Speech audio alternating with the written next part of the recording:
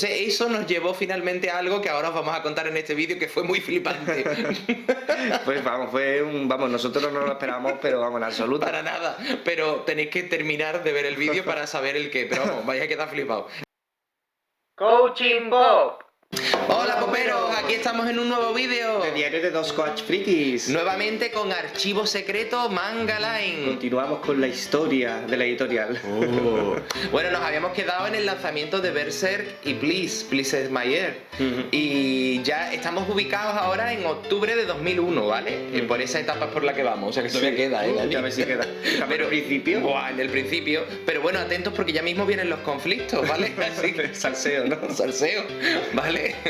Y bueno, hoy abarcamos el final de 2001, que fue totalmente la instauración de la editorial como empresa oficial de manga de cara a Japón, porque ya habíamos sacado los primeros títulos. Sí, ya bueno, las editoriales empezaban a estar cada vez más receptivas. Con Hakusensha, que fue la primera editorial importante con la que contactamos, pues seguían abiertos a que siguiésemos dándole propuestas de nuevas licencias, bueno, y en ese punto realmente donde estábamos, ¿no? Sí. En el hecho de ver qué otras obras podíamos publicar. Y en ese sentido es muy interesante saber que cuando ya empiezas a tener contacto con las editoriales, ellos te facilitan un librito donde tienes todas las obras que ellos han publicado. Un catálogo. Que están en publicación, un catálogo exactamente, donde Gordito. vienen pues las especificaciones de la obra, los tomos que tienen, si está abierta todavía y en publicación o si ya está cerrada, el autor, el ISBN, ¿no? Unas cuantas Todo. historias, ¿no? Bueno, ISBN es lo que corresponde al número de identificación en Japón, ¿no?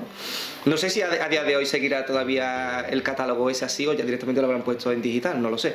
Pero la verdad es que era súper útil porque por ahí podías ver pues obras que te pudiesen interesar para publicarlas en tu país, ¿no? Eran las páginas amarillas. Totalmente, las páginas amarillas del manga. Del Eso manga. era, vaya, básicamente. Totalmente. Entonces, ¿qué obras íbamos buscando dentro de ese catálogo? Pues obras que de alguna forma a nosotros nos gustasen, autores que de alguna forma sabíamos que tenían muchísimo potencial y que no sabíamos por qué en aquel momento pues se habían quedado en el olvido, ¿no? Entonces, bueno, además coincidía con la primera planificación de pues un viaje editorial a Japón para ver todas las obras nuevas que podíamos publicar. Digamos que anteriormente ya teníamos claras nuestras primeras propuestas, pero ahora también íbamos un poco para ver qué obras realmente tenía la editorial, porque aunque no os lo creáis, ese catálogo no nos lo dieron al principio, nos lo mandaron después. De hecho, un punto importante para realmente formalizar la primera propuesta fue ir hasta Japón a tener una reunión con ellos. Es decir, las editoriales, por regla general, sobre todo hablamos de las grandes, cuando empiezan a trabajar contigo, lo que quieren es verte en persona. Y muchas veces cuando se genera esa reunión, lo que les transmitas en esa reunión va a ser fundamental para que empiecen a trabajar contigo. Sí. Si no lo ven claro y no les transmites un mensaje difuso o ven que no tienen las ideas muy claras, o no les transmites confianza directamente, pues probablemente a lo mejor te van a decir que lo tienen que estudiar y ya después lo único que van a hacer es seguir dándote largas y ya está ahí. De hecho, hay un mensaje muy claro y directo que nos dieron, y fue el hecho de que cada vez que íbamos a Japón íbamos en primera persona nosotros también. A veces los dos o otras veces uno, ¿no? Porque valía mucho dinero. Valía caro. Y ya después el intérprete o la intérprete, ¿no? Que nos ayudaba a negociar y demás. Pero siempre íbamos nosotros, y eso hubo un momento que nos dijeron que era inusual y que les gustaba, porque ellos no querían ver solamente al negociador, ellos querían ver al máximo, digamos, responsable, dirigente, sí. Exactamente, al responsable que también se preocupaba de la línea y del catálogo que quería tener, ¿no? Entonces eso nos llevó finalmente a algo que ahora os vamos a contar en este vídeo, que fue muy flipante. Pues vamos, nosotros no lo esperábamos, pero vamos, en absoluto. Para nada, pero tenéis que terminar de ver el vídeo para saber el qué, pero vamos, vais a quedar flipados. Está hasta Tony Motola de por medio. Bueno, la siguiente serie que sacamos, ¿cuál fue? Negociamos también, una vez que ya el pack iba lanzándose y fue teniendo ese éxito que os contamos en el anterior vídeo, directamente ya empezamos a enviarle las siguientes ofertas a la misma editorial. Digamos que nuestro objetivo era primero consolidar la relación con Hakusensha para ya después ir también negociando con otras empresas editoriales, ¿no? En aquel momento lo hacíamos con intermediarios, ¿vale? Aunque es cierto que íbamos siempre, como os hemos dicho ahora, en primera persona, junto con el intermediario, a hablar colaborar también con la editorial. Claro. Entonces, bueno, ¿cuál fue la siguiente serie que conseguimos y que nos la dieron súper rápida? De repente, cuando nos llegó el catálogo, ¿tú te acuerdas, Dani, en la tienda mirando el catálogo? Sí, hombre, claro. Pero claro, es tan gordo que lo mirábamos cuando teníamos ya tiempo, reposábamos. En la librería Manga Line empezamos a mirar el catálogo. Y de repente, ¿qué aparece, Dani? ¿Qué autores aparecen en Hakusensha? Sí, pues bueno, aparece Clam, que vamos, ya en aquella época eran muy conocidas, ese grupo de autoras, ¿no? Que son famosas, pues Tokyo Babylon, X, Kakato Sakura, ¿no? Sí, bueno. Y bueno, otras tantas, ¿no? Y veíamos que tenían obras.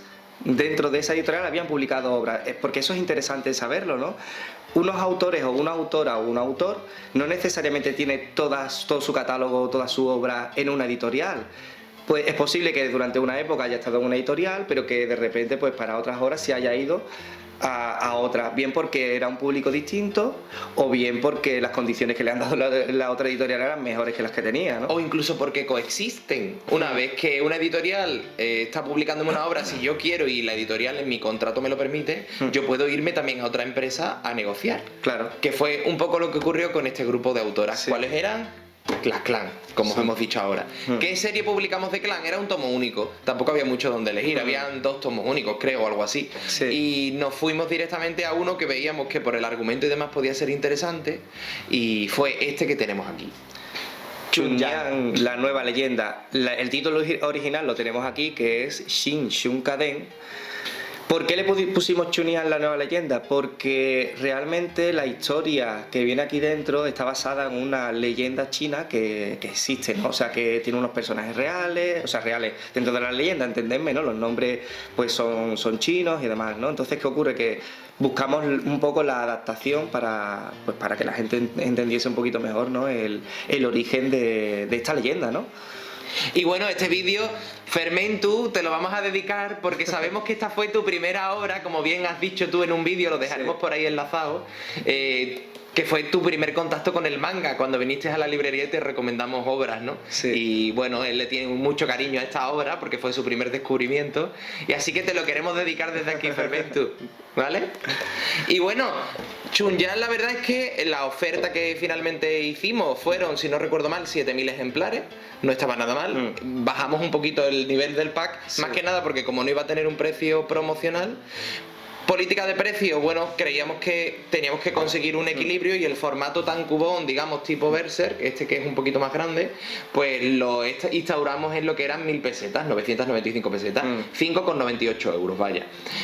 Un buen precio para las características que tiene. Y para los estándares de la época, o sea, era muy barato. O sea, un tomo de esas características a ese precio éramos, creo, los únicos que lo ofertábamos en ese momento. 220 páginas, o sea, súper bien. Y bueno, la editorial nos lo dio súper rapidísimo. De hecho, junto con Chunyan empezamos a echar otras propuestas y ofertas, que son las que ahora os vamos a comentar. Entonces, bueno, nosotros ya nos pusimos manos a la obra a negociar con Hakusensha otras obras siguientes, y en esa primera oleada, aparte de Berserk y Please, pues ya iban otras 3 obras más, que una de ellas era esa, Chunyan, ¿vale? Chunyan fue una tirada, como os hemos dicho, de 7.000 ejemplares, lo lanzamos en octubre de 2001, tomo único de Clan, y aquí hay un tema muy interesante, y es ver que en el catálogo, podemos decir que nos engañaron, porque resulta que en el catálogo venía que era un tomo completo, historia completa, sí, pero resulta que ya cuando la tuvimos aquí se tradujo en condiciones y estábamos ya haciendo la supervisión y todo el tema, pues nos dimos cuenta de algo que no se sabía y que en el catálogo tampoco venía, y era el hecho de que en verdad la historia estaba inconclusa. Es cierto que tenía como un cierto fin, pero la realidad es que ese fin, por mucho que ponga fin aquí, sí, ¿no? Quedan muchísimos elementos abiertos, sí, ¿no? Además tenía la historia principal y después tenía una pequeña historia extra de la infancia de Chunyan, ¿no? Sí. Entonces, realmente la historia se queda a medias. Claro, ¿qué pasa? Que probablemente las autoras, por lo que sea, no querían continuar la obra o no estaba en sus miras continuar la obra. Entonces, ¿qué pasa? Que en el catálogo viene como cerrada. ¿Por qué? Porque no la van a tocar. En principio no la van a volver a tocar, no sé que pase un buen tiempo o ya lo estén pensando, pero en aquella época su idea era dejarla tal cual estaba. Entonces en el catálogo que ponían, cerrada. Pero la realidad es que la obra no estaba concluida ni de coña. Esta obra además, Dani, yo no sé si tú te acuerdas, sí, pero tengo el recuerdo yo de en mi casa, cuando ya acababa de la librería, sí, de crear por fabricación propia una fuente específica para este tomo. Eso fue buenísimo. Recordad que estamos ubicándonos en el 2001. En aquella época no es como hoy en día, que hay millones de fuentes y todas son muy monas y puedes crearte una con facilidad. En aquella época o tirabas de una fuente ya que comprabas una licencia mínima y que ya la usabas, o la típica Comic Sans. Que fue lo que hicimos en los primeros tomos. Claro. Era lo que más se parecía a una fuente tipo cómic, pero la verdad es que era bastante básica, y en la imprenta no nos dieron tampoco más opciones. Como no habían tocado el campo manga ni el campo cómic, pues dijeron, pues mira, la que tenemos es Comic Sans. Y bueno, pues ya está, para adelante. Entonces, bueno, pues dijimos, venga, vamos a dar un pasito más, vamos a crear nuestra propia fuente. Creamos dos distintas, una para publicaciones un poco más serias y adultas y otra para publicaciones un poquito más joviales, ¿no? Y bueno, pues esta es la de Chunyan. ¿Veis? Pues nada, una fuente sencillita, pero bueno, era efectiva, se veía clara. Sí, pero que esa fuente la hicimos a mano, o sea, primero la rotulamos en unos papeles, en unos folios, la escaneamos y la pulimos después en un programa de edición de fuente, o sea que en verdad eso tenía un curro importante. Letra por letra, en cursiva, en negrita... Tema de acentos también, que saliesen bien, de que no se descolocasen las letras una al lado de la otra, en fin, que eso tenía un trabajo importante. Y cuando ya tuvimos el tomo en nuestras manos, pues ¡ay, qué chulo, qué guay!, ¿no? ¡Qué guay! Además, la primera obra de Clan, bueno, imaginaos en aquella época... Eso era como un caché, ¿no? Madre mía, que estaba en pleno éxito Sakura, ¿no? Chunyan, la verdad es que se vendió bastante bien. No se agotó la tirada, la tirada nos duró años y años, pero es verdad que nos duró con poquitos ejemplares, o sea, se vendió bastante bien. Vamos, que le sacamos beneficio, le sacamos beneficio, aunque nos pasamos en la tirada, la verdad es que sí, que se vendió lo suficiente como para que nos dejase ahí un remanente interesante. La crítica hay que reconocer que a pesar de que era un tomo autoconclusivo, no fue mala, fue buena, apoyaban de algún modo también la historia, era curioso, además era, pues eso, una obra más de Clan que es curioso y que difícilmente a lo mejor iba a tener una acogida aquí. Y bueno, ¿por qué también nos fuimos por Clan? Aparte porque nos gustaba, porque ya teníamos en tiro de línea otras obras de Clan de otras editoriales, que la dejamos para próximos vídeos. Claro, cuando lleguemos el momento ya lo contaremos. Exactamente. ¿Y qué otras obras sacamos a finales de 2001 aparte de Chunyan, Dani? Pues otra fue Angel Sanctuary, que esa, vamos, es mítica, para nosotros es mítica, porque es verdad que con Angel Sanctuary también pegamos un pelotazo importante.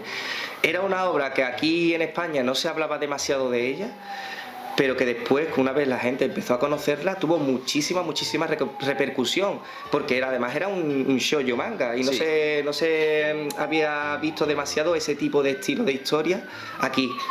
Y la verdad es que fue un exitazo, pero enorme. De hecho, ese sí agotó la tirada, fue una garantía mínima comprada de 6.000 ejemplares, la ambulancia. Y bueno, la tirada fueron 6.000 ejemplares, esa sí agotó la tirada en los siguientes meses, no recuerdo exactamente cuándo, pero esa sí, era la garantía mínima, ¿vale? Y bueno, sí, vendió bastante más. Y la verdad es que, como dice Dani, pasaba un poco como con Please, que era un shoujo distinto. Recordad que nosotros no nos dejábamos llevar por los cánones tipo shonen, shoujo, no, oye, era una obra buena y punto. No queríamos enfocarla ni a público femenino ni masculino, ¿vale? Sino a todo tipo de público. Lo que sí que es verdad que Angel Sanctuary, a diferencia de Please in My Earth, sí tenía un dibujo que claramente era shoujo y además era shoujo actual. ¿Y qué ocurrió? Que los fans de la obra, los que lo empezaron a consumir, no tenían esa barrera de entrada, y además pasaba otra cosa, que Angel Sanctuary desde el primer tomo arrancaba directamente. Totalmente. O sea, te metías directamente de lleno, además sin parachoques, directamente en la historia. Entonces, ¿qué pasa? Que querías el siguiente, pero enseguida, lo antes posible. Es verdad. Ese ya salió a 4,78 euros, que era el precio estándar que queríamos fijar para el tankubón chiquitito, con sobrecubiertas, que también, al igual que Please, hicimos el diseño propio, pues contratamos a una persona fan además de la serie, de Málaga creo que era, y nos hizo el diseño, y la verdad es que lo hizo muy bien, y quedó un diseño chulísimo. Y bueno, se lanzó la obra, pues eso, a finales de 2001 con un exitazo total. Yo recuerdo, Dani, cuando íbamos a eventos y venían mucha gente a comprar la serie, recuerdo un montón de gente gótica que además te decían, yo nunca he leído cómics ni nada, pero esta obra sí, porque veían las ilustraciones tan góticas, de hecho hacían muchos cosplay o incluso ya no solo cosplay, sino que copiaban un poco diseños pero para llevarlo en su día a día. Totalmente, es verdad. Y la verdad es que fue un antes y un después en el sector, porque no se había visto una serie de ese tipo que moviera de ese modo a ese tipo de fandom, ¿no? De personas. Y la otra que sacamos, pues era una que seguro que a muchos os sonará, que era Futari Ecchi, Yura y Makoto. Yura y Makoto, manual de sexo. Así le llamamos además en España. Y algunos de vosotros nos habéis preguntado, ¿pero por qué? Si esa obra es interminable, tiene chorrocientos tomos y eso se sabe, ¿no? A día de hoy que eso no puede funcionar. Tenéis que tener en cuenta el contexto de la época. Cuando nosotros la empezamos a publicar no tenía tantos tomos. Iba por el tomo 7. Y además tampoco tenía pistas a que fuese tan excesivamente larga. Y después también estaba otro factor añadido, que era el hecho de que no era un hentai realmente, sino que era una obra donde tú tenías conocimiento, o sea, adquirías conocimientos sobre sexualidad y era tremendamente útil. De hecho, tenemos una anécdota porque nosotros en aquella época no teníamos tan claro cuál era el significado de la denominación hentai. Y pensábamos que dentro de esa obra sí que podíamos ponerle esa calificación por el simple hecho de que tenía sexo. Para nosotros era que incluía sexo, ¿no? Y era una forma de diferenciarla de otras obras. No por el hecho de que fuese picante, sino por el hecho de que tenía contenido sexual. ¿Qué ocurrió? Que cuando nosotros le hicimos la propuesta y le enviamos las portadas para que nos las aprobasen, nos dijeron, oye, no podéis incluir la palabra hentai. De hecho, el autor hizo bastante hincapié en eso porque para él era como una pequeña falta de respeto para su obra. La editorial fue muy comprensiva, nos lo explicó haciéndonos ver que ese término era peyorativo y que esta obra era didáctica, que no se publicaba en una revista erótica, sino en una revista para adultos, que es distinto. Y claro, en ese momento dijimos, hostia, pues bueno, pues menos mal que también que lo comprendieron, que no pasó nada. Claro. También cuando te lo dicen en persona es distinto. Entonces, bueno, cuando ya te conocen en persona son mucho más condescendientes. Totalmente. Y fueron muy condescendientes con el tema cultural. No lo sabíamos, no pasaba nada. Claro, ya está, verá, si hubiese llegado a la calle con la terminología, pues entonces ya sí hubiésemos tenido un problema. Pero precisamente para eso están pues las verificaciones de las portadas. Eso es interesante y a lo mejor no lo sabéis. Cada vez que tú vas a publicar un libro, pues tienes que enviar la portada, la sobrecubierta y la página de copyright. Y la página inicial a veces. Y la página inicial depende de la editorial. De esta forma, si os interesa que profundicemos en ese tema, pues en la sección de secretos de la industria del manga, pues profundizaremos en ello. Ahí está. Entonces, bueno, pues una vez que ya la aprobación nos lo dijeron, quitamos del logotipo hentai, lo teníamos pensado poner aquí en chiquitito, lo quitamos, bueno, aquí en chiquitito en Yuri Makoto, sí, que es que no tenemos un tomo físico. Es muy fuerte, pero no tenemos tomo. Oye, si alguno de vosotros tenéis la colección y no la queréis, nos la podéis regalar, porque nos pasa lo mismo con Yuri Makoto y con Angel Sanctuary. Ya contaremos más adelante, pero en la trayectoria que tuvimos, ahí llegó un punto en el que tuvimos que vender todas nuestras colecciones para poder hacer dinero, porque no podíamos sobrevivir con las deudas que en aquel momento teníamos. Claro. Entonces, bueno, si alguno de vosotros tiene las colecciones y nos las quiere donar, nosotros encantados. Los editores que no tienen la propia edición, ¿sabes? De hecho, estamos terminando de coleccionar Berserk. Es verdad, es verdad. Mirando de segunda mano. Ridícula, la tenemos por ahí. No sé si se verá, pero la tenemos ahí. Bueno, entonces, una vez que ya... Yuri Makoto tuvo un trabajo interesante que creo que no se valoró. No se valoró o no lo supo comunicar, no lo supimos comunicar, puede ser que fueran las dos cosas. ¿Por qué? Porque toda edición de Yuri Makoto, de hecho, llegó a institutos y universidades. Llegaron a tener profesores que lo usaban en sus clases. ¿Y qué ocurrió? Que nosotros cogíamos y Yuri Makoto tenía, aparte del contenido y de la acción, tenía los términos, la terminología, consejos y también estadísticas derivadas del tema sexual. Que eso era un trabajazo, porque claro, estadísticas de Japón. ¿Y claro, qué haces con las estadísticas de Japón aquí en España? Pues ¿qué creéis que hicimos? Nos fuimos al Instituto Nacional de Estadísticas y algunas empresas privadas para poder convertir las estadísticas japonesas en las estadísticas españolas, que ya hubieran en su bagaje o que fueran muy similares. Entonces cada tomo tenía en la lectura ya las estadísticas españolas, porque lo interesante para el lector español era ver cómo eso se refleja en la sociedad y en la mentalidad cercana a su entorno, y por otro lado al final hicimos un glosario donde venían las estadísticas de Japón, las japonesas, y a veces era súper curioso ver la comparativa entre una y entre otra. Sí. Y también, ¿qué hicimos? Contactamos con una sexóloga que era conocida de nosotros, y a cada terminología que fuera complicada de entender y demás, y además en los conceptos, porque una cosa es el concepto japonés y otra en el que a lo mejor se le denomina aquí en España, pues lo adaptábamos y hacíamos artículos que a veces aclaraban el tema. Claro. Más que nada era el asesoramiento para la traducción, sobre todo. Sí, sobre todo eso. Bueno, ¿por qué entonces Yurei Makoto? Sobre todo porque, pues por nuestra mentalidad de tratar de abrir el mercado realmente, porque Yurei Makoto también fue un éxito editorial, se vendió muchísimo. También tuvo una garantía mínima de 7.000 ejemplares. De 7.000 ejemplares. ¿Qué pasaba? Que llegaba a público que no era lector de manga. Lo compraba porque era una obra donde le daban un conocimiento sexual y bueno, estaba bien. Era una forma de acercarlos y a lo mejor con el pique de la curiosidad de esa obra, pues se interesaba por otra que tenía una temática diferente. Bueno, recuerdo una anécdota, Dani, yo creo que tú estabas en la librería también, en ese momento. Todos los meses venía un chaval que no tenía 18 años, tendría 16 aproximadamente. Sí. Que no sé si nos estará viendo, si nos está viendo, hola. Todos los meses venía a la librería, a la Manga Line, a comprar Yurei Makoto únicamente, y venía con el padre. Y el padre venía por si se le negaba la venta. Claro. El padre venía y el padre lo pagaba, el niño se lo llevaba, el padre sabía perfectamente que era educación sexual. Hasta que recuerdo que un día el padre lo comunicó: quiero que mi hijo se forme en el campo sexual. Y ya de paso pues me lo leo yo también. Y la verdad es que fue muy sorprendente y tuvimos muchas sorpresas con esta serie fuera del entorno del sector especializado. Tuvimos muchísimos mensajes, cartas y demás, y propuestas, en este caso, como decimos, de profesionales que lo iban a impartir en su centro, y gracias a Yurei Makoto el manga empezó a tornar de ese sexo vicioso lascivo a una educación sexual buena. Y de hecho, poco a poco se consiguió también que el manga se contara como un vehículo educativo. Claro. De hecho, yo creo que Yurei Makoto a día de hoy, si se hace un plan de publicación bueno, podría seguir teniendo éxito. Ahora, sí que es verdad que como serie mensual tal cual, probablemente no. Pero haciendo un plan de publicación en condiciones y sacando a lo mejor los tomos por temáticas concretas y demás, sí que podría cuajar de alguna forma, ¿eh? Es una serie exitosa para el mass market, para el público masivo, no para el especializado. Eso porque sí. Sí. ¿Vale? Entonces creo que ese es el conflicto y el problema que a veces hay, que el mercado, nos hemos creado nuestro propio gueto. Sí. ¿Vale? Y en aquel momento estábamos abriéndonos puertas y la verdad es que se abrían. Sí.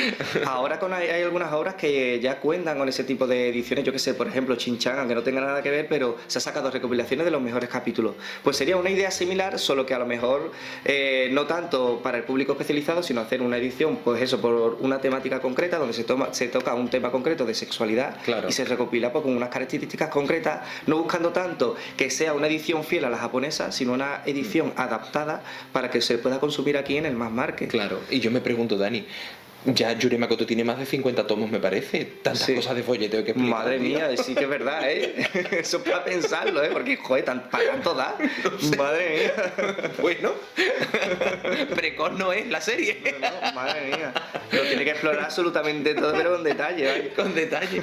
Entonces, bueno, Yurei Makoto también fue un exitazo, sobre todo en librerías. El distribuidor empezó a tener muchos pedidos de obras, el pack también de Berserk Please, pero gracias a Yurei Makoto empezamos a abrirnos en venta de manga en librerías que en aquel momento no tocaban para nada el manga. Y empezaron a llegar multitud de pedidos, incluso de tiendas de sexo, que vendían la obra. Es que era muy fuerte. Yo no me acordaba de eso, es cierto, el sex shop nos pedían el Yurei Makoto. Sí, es que además me recuerdo de alguien que nos escribió un correo de Berserk diciendo que se lo había comprado el pack en un sex shop. Porque ya que Secho pedía Yurei Makoto, por lo mejor añadía algo más. Y oye, sí, es curioso, pero eso es abrir mercado realmente. Eso es no viciar el mercado y generar nuevo público. Y la realidad es que estamos muy contentos de que se consiguiera y de que la serie no bajara realmente mucho en venta a lo largo de su trayectoria. Se terminó porque terminamos nosotros la actividad, ya lo contaremos más adelante. Y bueno, ¿qué ocurrió con todo esto? Pues que resulta que recibimos una invitación a primeros de diciembre o finales de noviembre que ya estaban al mercado estas obras recién lanzaditas de la editorial que cumplía su centenario y querían que fuéramos de invitados a su fiesta de centenario, ¿vale? ¿Qué hicimos? Pues fuimos a la fiesta, llegamos allí con nuestro trajecito de corbata, no sé si tendremos fotos, la buscaremos. La buscaremos, sí. Nuestro trajecito, te daban unos detallitos al entrar, claro, era un hotel, el hotel de los más lujosos de Japón, creo que nos dijeron que era el más lujoso, digamos. Vamos allí a nuestro hall, recogemos el regalito que a la entrada te da, bueno, era todo súper surrealista, ¿no? Sí. Pero lo más surrealista vino a continuación. Resulta que, ¿qué? Pues nada, que nos dicen de repente, se nos acercan y nos dicen que si nos apetece abrir o inaugurar la fiesta, es decir, que nos pongamos nosotros delante de toda la gente que estaba esperando. Y de la prensa. La prensa estaba, digamos que había unas puertas, ¿no? La prensa estaba delante de esas puertas y nosotros teníamos que abrir las puertas para inaugurar esa fiesta. Es que era surrealista porque yo recuerdo que, claro, no íbamos a decir que no. El acompañante de traductor nos decía, no os podéis negar. Digo, claro, no nos podemos negar. Pero es que al lado estaba Tony Motola de Sony Music en aquella época, que también estaba invitado y nosotros íbamos a pasar por delante de él y de muchas otras personalidades. Era surrealista. Sí. Pero ellos nos lo alegaron como que querían pues estrechar lazos internacionales. Yo creo que en verdad era una forma también de llamar la atención con respecto a la prensa, porque tened en cuenta que éramos dos chavales muy jóvenes que llamábamos muchísimo la atención porque se notábamos que éramos occidentales, pero sí o sí, o sea, nuestros rasgos occidentales se notaban mucho, ¿no? Y bueno, éramos monos también, oye. Y hombre, somos monos todavía. Sí. ¿Qué ocurre? Que claro, era una forma de llamar pues la atención y para ver que esa fiesta en verdad era algo pues muy mediático y muy internacional, ¿no? Porque claro, tú te ves la foto y realmente tampoco sabes quiénes son esos chicos, ¿no? Encorbatados que están abriendo las puertas y inaugurando esa fiesta, ¿no? Cuando ya dijimos que sí y nos acercamos a la fiesta y ya todo el mundo se empieza a organizar ahí a ver el espectáculo, digamos que no había ninguno. Claro, yo aparentaba muy bien el nerviosismo, las cosas como son, sí. Pero por dentro estaba acojonado. Claro. Y tú igual, me imagino, bueno, súper acojonado, vaya. Bueno, imaginaos de repente un montón de fotos de prensa, un grupo de chicas como si fueran fan de repente, ahí todas, ay, como que querían acercarse, era surrealista. Y ahora ya de repente nos volvemos y teníamos que hacer la ceremonia de abrir las puertas, unos portones enormes, cada uno coge una, la abre, la abrimos y bueno, ¿qué nos encontramos?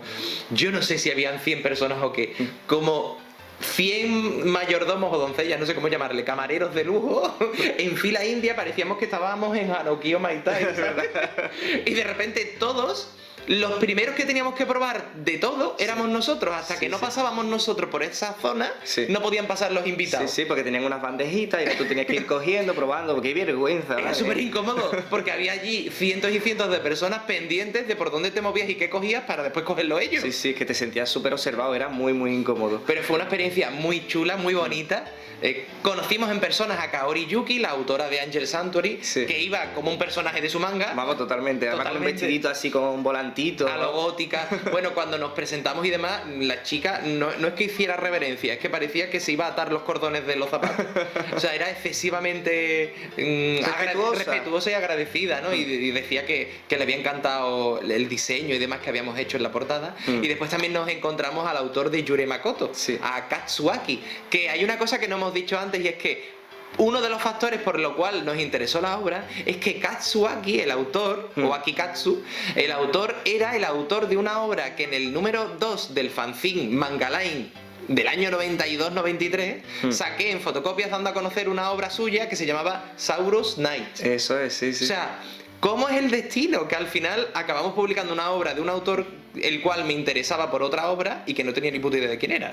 O sea, ¿cómo es el destino? Y nada, pues lo vimos allí, lo saludamos, la verdad es que iba muy desaliñado en comparación con la otra chica, iba muy bohemio. Sí, ¿no? muy de sport, ¿no? Como muy de sport. Porque tened en cuenta que era una fiesta como muy pomposa, ¿no? Todo el mundo encorbatado y este hombre iba con un chaleco normal, unos vaqueros, no sé.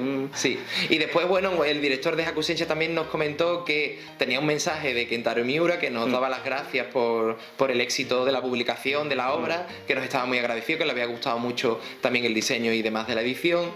pero que no acudía a la fiesta porque es que no acudía a eventos públicos, ¿no? Pero le quiso dar en privado, en petit comité, ese mensaje para que nos lo hicieran llegar desde la editorial, ¿no? Sí. Y bueno, fue un detalle pues muy grande. Y fue una experiencia, pues bueno, maravillosa. Lo que fuimos tontos porque no caímos en mirar, en comprar los periódicos de prensa al día siguiente. Es verdad, no caímos. No caímos. Fallo gordo. De hecho, no tenemos material gráfico de la fiesta. De antes creo que sí que hay alguno, pero de dentro no. Porque allí no te dejaban ya, digamos, estar con los móviles y tal. Coaching Pop. Y bueno, esa es la experiencia de finales de 2001 y de los primeros meses de vida de Manga Line. Ya con esto, desde marzo de 2001 hasta diciembre de 2001, pues fueron, digamos, el primer año casi de Manga Line Ediciones, y como veis, arrancó muy bien y fue un verdadero éxito, claro, ¿no? En un comienzo. Ahora, en 2001 todavía hay más obras que sacamos, que ya iremos contando en próximos vídeos. Si os interesa, ya sabéis, apoyad el vídeo con likes y con comentarios para que sepamos que estáis ahí, que os interesa el tema. Claro, que además hay obras ahí de Kentaro Miura en tomo único y Claro, tal, claro. así que interesa, y concluimos ya con ese 2001 y empezamos con 2002, ¿vale? Así que, lo dicho, estad atentos a los siguientes vídeos, dejadnos siempre en comentarios vuestra vivencia sobre el tema, si habéis leído alguna de estas obras que hoy os hemos mencionado, si nos vais a regalar algunas de las colecciones, Eso ¿vale? es importante, ese es el detalle. Pero dejadnos sobre todo esos comentarios porque hacemos una comunidad muy bonita, o sea, nos encanta, ¿no? Ver vuestra participación. Bueno, también recordad que nos podéis seguir por redes sociales, que tenemos Twitter, lo vamos a dejar, os lo estamos dejando por aquí arriba, ¿vale? Ya sabéis, si os interesa y queréis estar al tanto de las cosas o de las tonterías que vamos diciendo, pues nos podéis seguir por ahí. También recordad que os podéis suscribir al canal y que le deis a la campanita para que os lleguen las notificaciones de siguientes vídeos, porque si no tardáis mucho en verlo y 3 meses para un vídeo, como que no, ¿no? Como que no, suscribiros ya a ese canal y bueno, decimos muchas tonterías pero también muchas verdades, así que atentos porque vamos a poner patas arriba al sector. Bueno, pues nos vemos en el próximo vídeo. Y recuerda, no te comas el coco.